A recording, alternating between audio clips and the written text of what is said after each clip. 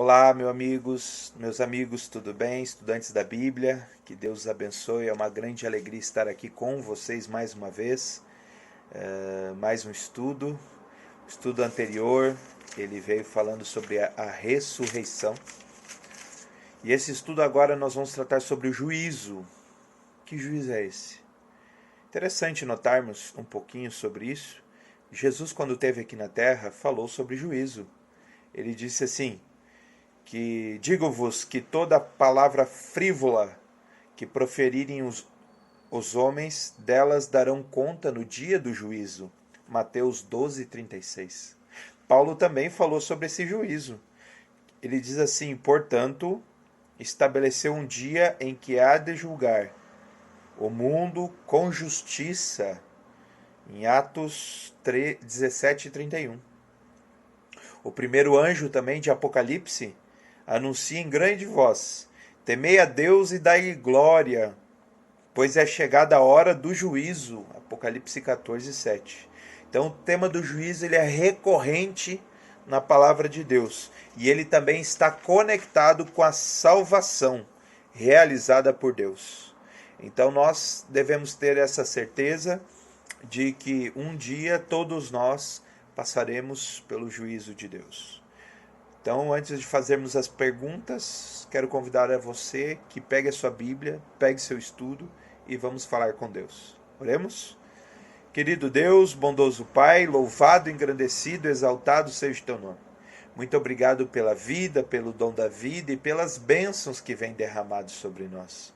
Esteja conosco, Senhor, nos abençoando a cada dia, derramando o Espírito Santo sobre nós, nos ajudando a estar perto de Ti e fazendo a Tua vontade. Glorificamos o Teu santo nome. Perdoe os nossos pecados e faltas. Nos guie na Tua presença, hoje e sempre. Em nome de Jesus. Amém, Senhor. Amém. Então a pergunta número 1 que Jesus faz para você nesse momento. Pergunta número 1 diz assim: quantos deverão enfrentar o juízo divino? O que a Bíblia diz? Lá na segunda carta aos Coríntios, capítulo 5, verso 10. 2 Coríntios, capítulo 5, 10. Vamos ver o que 2 Coríntios diz? Capítulo 5, 10. Lá no Novo Testamento. Cartinha de Paulo. Segunda carta a Coríntios, capítulo 5, verso 10. Porque importa que todos nós comparecemos perante o tribunal de Cristo, para que cada um receba segundo o bem ou mal que tiver feito por meio do corpo. Então a Bíblia diz que todos nós, todos, vamos comparecer diante do tribunal de Cristo. Cada um para receber o bem ou cada um para receber o mal. E isso é inevitável. Todos nós seremos julgados. Incrível isso, não? E já vai trabalhando em sua mente que um julgamento ele tem que ter uma constituição. Não esqueça disso. É através da constituição que nós sabemos se estamos fazendo o que é certo ou se estamos fazendo o que é errado. Ok? Vamos lá, pergunta número 2. Diz assim: por quais coisas as pessoas serão julgadas? Livro de Eclesiastes, capítulo 12, verso 13 e 14. Eclesiastes, lá no Antigo Testamento. Eclesiastes. Livrinho pequenininho. Eclesiastes 12, 13 e 14. Diz assim: de tudo o que se tem ouvido, a suma é: temei a Deus e guarde os seus mandamentos, porque isso é dever de todo homem. Porque Deus há de trazer a juízo todas as obras, até as que estão escondidas, quer sejam boas, quer sejam más.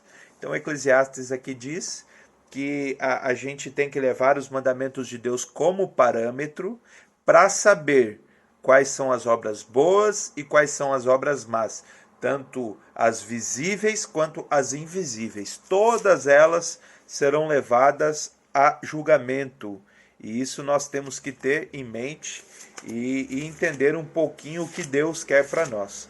O segundo texto, para termos um entendimento melhor sobre isso, se encontra em Mateus capítulo 12, Mateus 12, verso 36 e 37.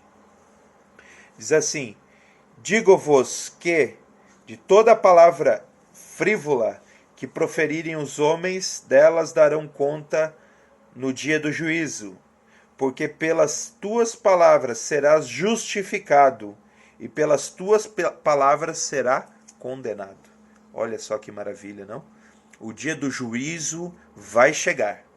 E através das nossas atitudes, das nossas palavras, nós seremos ou justificados, ir para o céu, ou condenados. O sangue de Jesus compra a passagem para o céu. Mas você tem que pegar e andar no caminho para chegar a ele. Andar no caminho é a santificação. É andar nos mandamentos do Senhor. É andar nos conselhos do Senhor.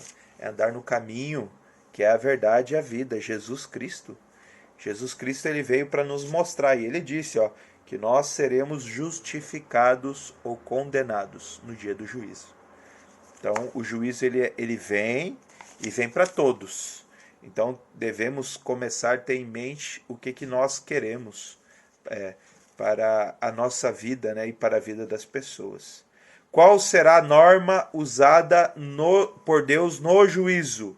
Nós lemos capítulo Eclesiastes 12, 13, que diz que os mandamentos, né, serão as normas usadas por Deus no dia do juízo.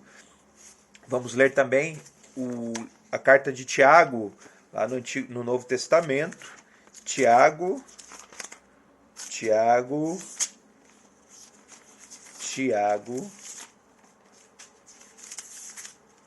Vamos lá.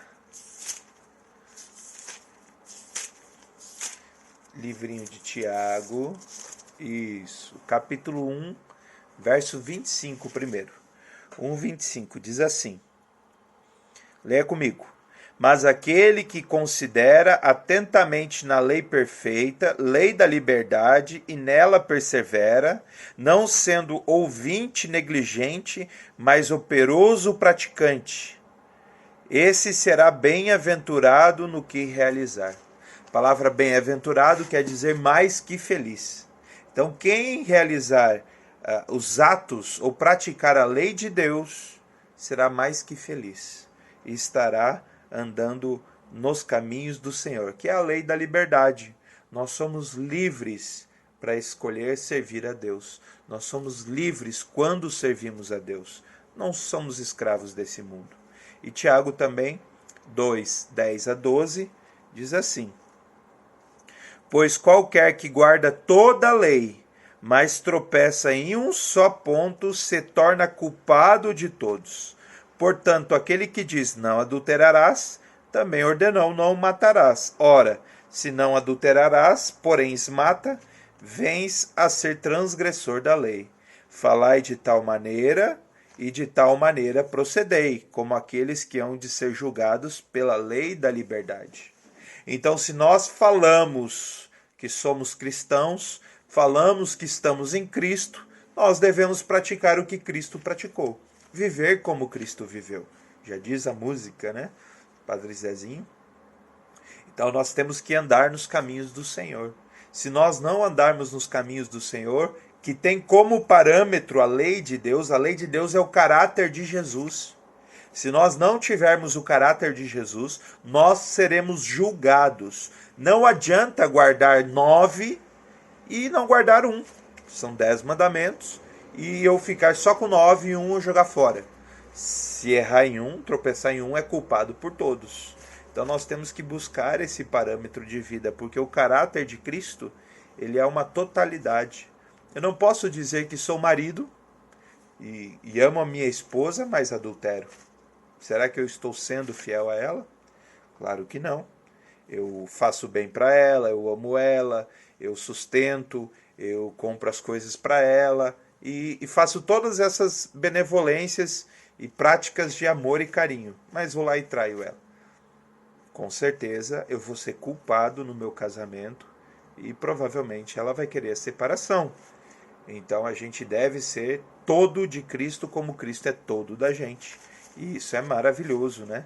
É maravilhoso ter a oportunidade de ter um relacionamento mútuo, assim como Deus nos ama, nós amamos a Deus, né? Então nós temos um tribunal, né? E as fases do seu juízo. Assim como o tribunal se assenta para o juízo nos julgamentos atuais, como a gente vê no dia a dia, o mesmo acontecerá no julgamento divino, certo? Nesse julgamento, Deus é o juiz, diz Salmos capítulo 7, verso 11. Jesus é o advogado, é aquele que vai interceder por nós, né? Aquele que vai advogar. Está em 1 João 2, 1. Satanás vai ser o acusador. Não quero dizer quem vai ser, mas ele vai ser o acusador. Apocalipse 12, 10. As testemunhas são os anjos. Apocalipse 20, 12. O réu é o pecador, nós. Atos 17, 31. E o código moral a ser seguido é a lei de Deus, como a gente leu em Tiago 2, 10 a 12. O juízo de Deus está dividido em 3 fases. Então a primeira fase é o juízo pré-advento, ou o juízo investigativo. É a primeira fase.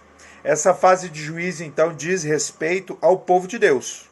Somente os salvos passarão por esse juízo, começando pelos primeiros habitantes da terra e chegando até os que estiverem vivos quando o Senhor vier. Aqueles que não aceitaram a Cristo como Salvador não serão julgados nessa fase. Correto? A primeira fase é somente para os vivos. Foi isso que Jesus declarou. Quem não crê no Filho já está julgado. João 3,18. Ou seja, condenado. Então, para mim passar no julgamento, no juízo que agora está acontecendo, a gente chama de juízo investigativo ou juízo salvífico, somente o salvo passa por esse juízo. Tá bom? O que não creu em Jesus, o que não aceitou Jesus, e bem, a palavra crer em Jesus não é somente aceitar, é praticar também. Eu aceito e pratico, eu aceito e vivo. Esse é o reflexo do crer. Então, se eu apenas crer em Jesus e não praticar, eu estou negando.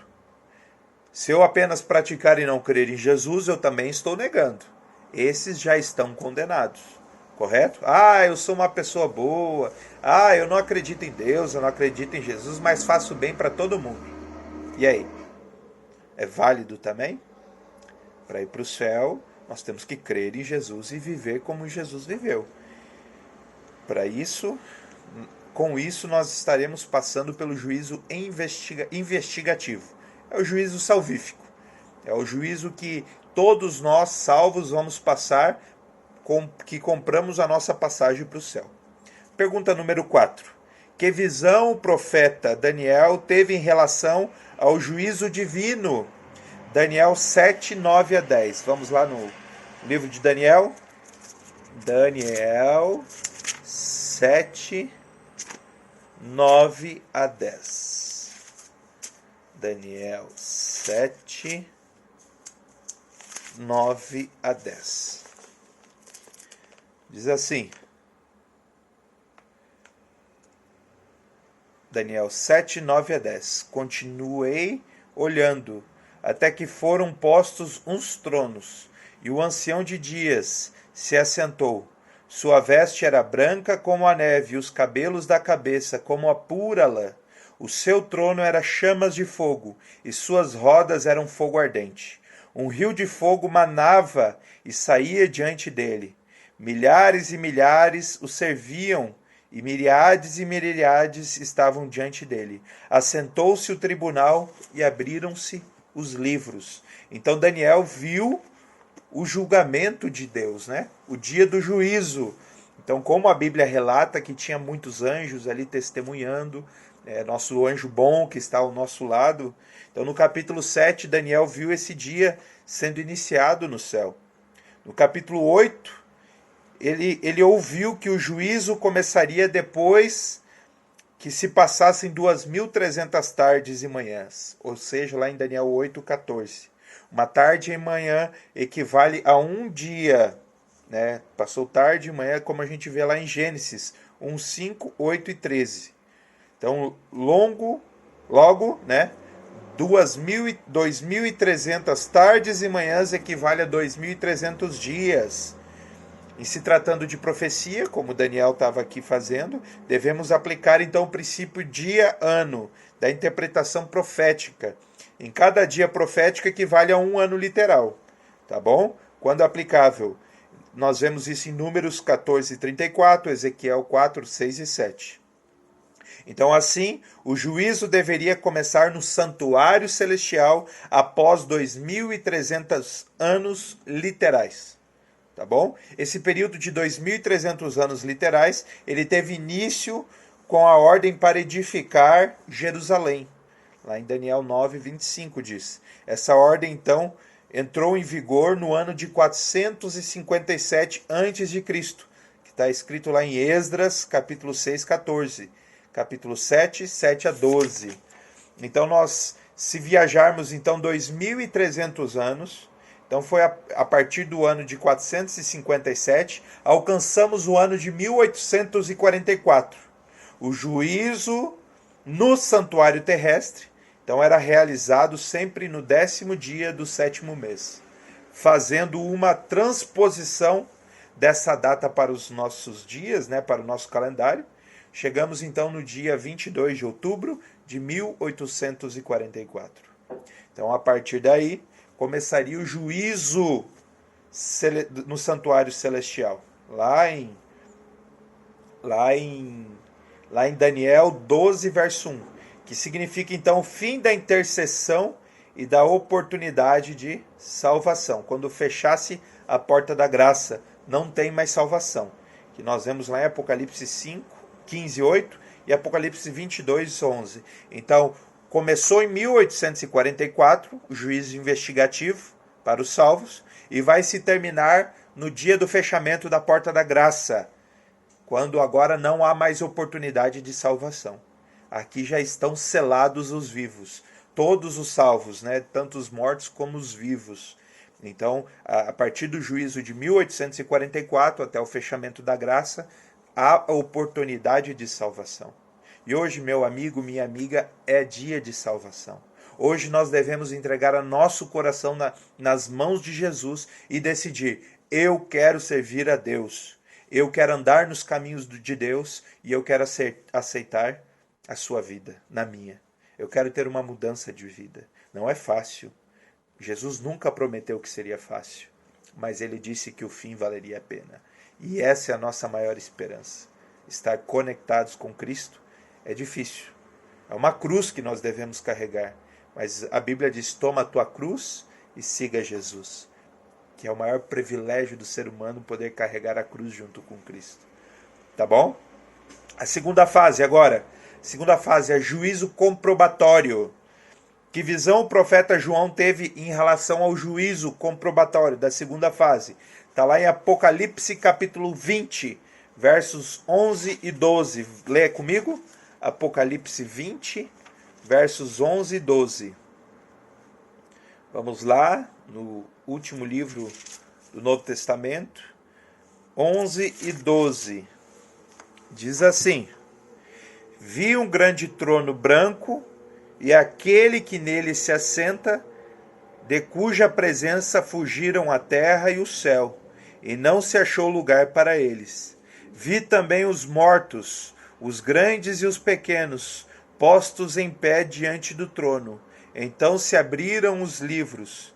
Ainda outro livro, o livro da vida, foi aberto, e os mortos foram julgados segundo as suas obras, conforme o que se achava escrito nos livros.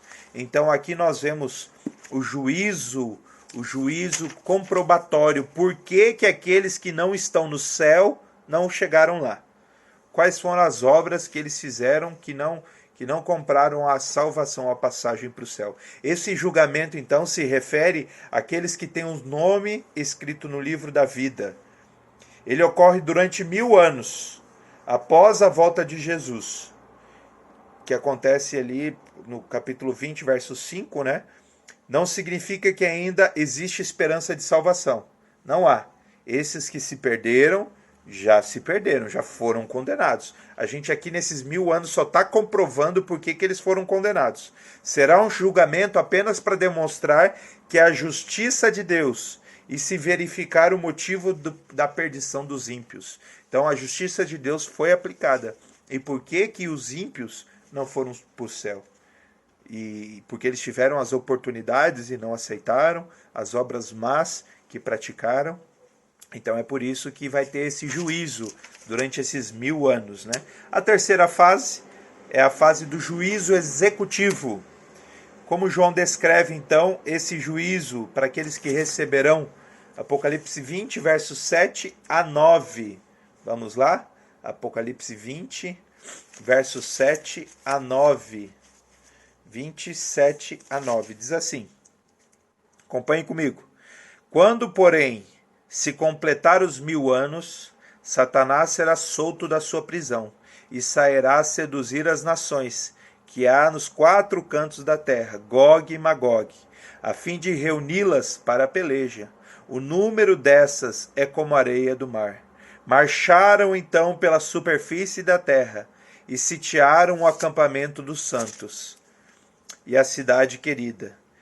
Desceu, porém, fogo do céu e os consumiu. O diabo, o sedutor deles, foi lançado para dentro do lago de fogo e enxofre, onde já se encontram não só a besta, como o falso profeta, e serão atormentados de dia e de noite, pelos séculos dos séculos. Aqui serão atormentados de dia e de noite, eles têm um significado não literal, não é de dia e de noite, não é para sempre, é porque eles já estarão agora destruídos pela eternidade.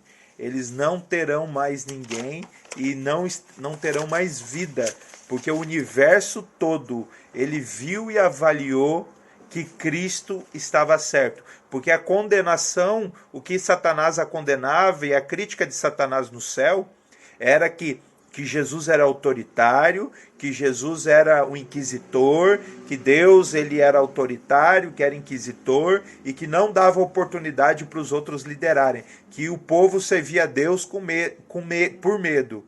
Então, que Deus era mau.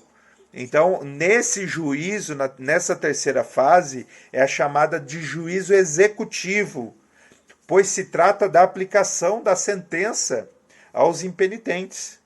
O fogo divino, então, destruirá o pecado e pecador. O pecado e os pecadores, né? Nada sobrará, diz Malaquias 4:1. O mesmo fogo que destruirá, então, os ímpios, purificará esse planeta, que será, então, a eterna morada dos remidos, dos salvos, em Apocalipse 21, verso 1 a 3. Maravilha isso, não? Mas muito triste.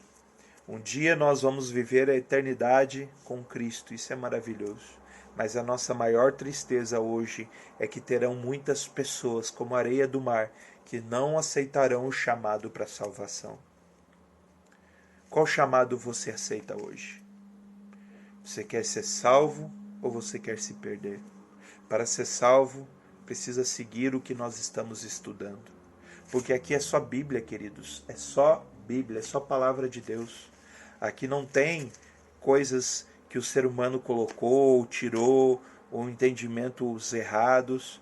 É só o que a Bíblia tem para nos ensinar e dizer. Por isso que nós devemos estar focados, por isso que nós devemos buscar a verdade, para vivermos ao lado de Cristo, para tomarmos um partido para a salvação. Um dia esse juízo vai acabar e você precisa estar de um lado. Espero que você escolha hoje estar ao lado de Cristo. Aceite o chamado de Jesus, estude a palavra de Deus, decida por entregar a sua vida nas mãos de Jesus. Me procure algum líder da igreja, eu quero fazer uma visita a você. Eu quero fazer uma oração por você. Então decida ao lado de Cristo. Sétima e última pergunta. Que forte apelo Pedro faz a nós hoje. Vamos lá, segunda carta de Pedro, capítulo 3, verso 7. Segunda cartinha de Pedro, capítulo 3, verso 7. Segunda Pedro 3, 7 diz assim.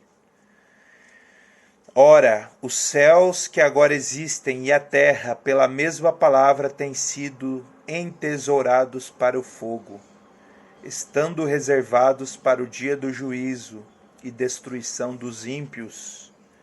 Versos 11 a 13. Visto que todas essas coisas hão de ser assim feitas, deveis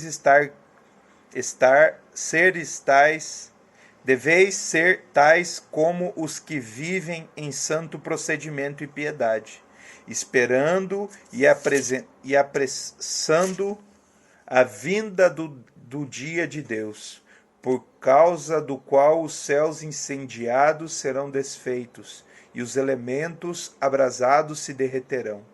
Nós, porém, segundo a sua promessa, esperamos novos céus e nova terra, nos quais Deus habita. Louvado seja Deus.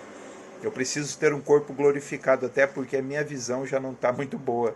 Mas no céu nós teremos uma visão maravilhosa, não destruída pelo pecado, sofrendo as ações do tempo. Assim será a vida no céu. Será maravilhosa, por isso que hoje vale a pena tomar uma decisão ao lado de Jesus. Que possamos desfrutar desse céu, que possamos estar ao lado de Cristo e viver o céu hoje. Essa é a nossa maior alegria. O profeta, então, fazendo uma conclusão, o profeta Daniel, ele apresenta algumas informações preciosas para nós hoje. O juízo divino é realizado a favor dos santos. O juízo investigativo.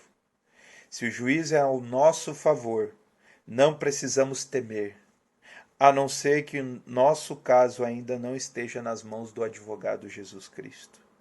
Entregue então agora neste momento a sua vida nas mãos de Jesus. Ele nunca perdeu e nunca perderá uma causa. É o melhor advogado. Você será um vitorioso se estiver ligado a Cristo. Amém? Louvado seja Deus por isso. Quero fazer agora 3 afirmações com você. Compreendendo hoje que o dia do juízo de Deus se realiza neste momento e que todo ser humano vai dar conta de suas obras. Você compreende isso? Compreende que hoje o juízo de Deus está sendo realizado e que todos nós vamos dar conta das nossas obras? Se você compreende isso, dá um certinho aí. Se você entendeu na palavra de Deus isso. Segunda afirmação. Compreendo que a lei de Deus é a norma do juízo divino e desejo colocar a minha vida em harmonia com ela. Se você compreende, deseja, dá um certinho, dá um sim, que vale a pena. É o que eu estou dizendo, vale a pena. Se você agora aceita Jesus como seu advogado, junto ao Pai, e deseja que Ele interceda ao seu favor, diga um sim bem gostoso aí. Dá um certinho. Que Deus te abençoe. Que Deus te guarde. E que muito em breve eu possa te ver lá no céu. Porque eu tenho hoje certeza da minha salvação. Que você possa ter também certeza da sua salvação. Estamos juntos nessa. Vamos orar? Querido Deus, bondoso Pai, louvado e engrandecido seja o teu nome. Neste momento entregamos a nossa vida em tuas mãos, que possamos viver uma vida ao teu lado, decidindo pelo que é certo, colocando a nossa vida nas tuas mãos, para que o Senhor lute por nós. Que possamos seguir os teus caminhos, fazendo a tua vontade e não a nossa, andando na tua palavra, segundo a sua lei. Que possamos viver de acordo com ela. Em nome de Jesus, te peço, Espírito Santo, para nos guiar na tua vida. Amém, Senhor. Amém. Que Deus te abençoe e te espero no próximo estudo, que é o estudo de número 12. O que Jesus ensinou sobre a lei. Não perca, é amanhã. Deus te abençoe.